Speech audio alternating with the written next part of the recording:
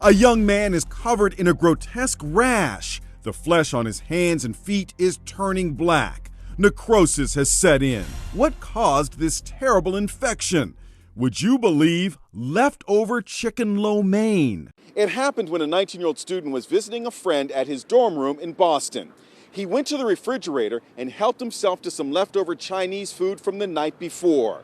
Within minutes, he became seriously ill. A reenactment of the shocking case has gone viral on YouTube. Immediately after eating the meal of leftover chicken and noodles, JC didn't feel well. He could feel his stomach shake and convulse. The student was rushed to the ER. His kidneys shut down. His heart and lungs failed. The diagnosis? Meningococcal septicemia, a deadly bacterial infection.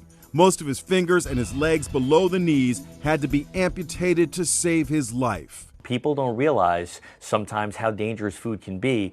Peter DeLucia, Assistant Commissioner of Health in Westchester County, New York, says leftover food should be refrigerated as soon as possible. 2 hours is what we always talk about, the 2-hour rule. You don't want to leave food out at room temperature for more than 2 hours with either disposing it, reheating it, or putting it into the refrigerator. How long are leftovers safe in the fridge? Usually 2 to 4 days is kind of the rule of thumb. In a recent test, we found that by day 3, the bacteria in egg salad had increased by 4,000%. Use your senses too. When you take that leftover out to eat it, if it's something that you don't have to reheat, smell it, look at it. If it smells a little funky, if it doesn't look right, when in doubt, throw it out.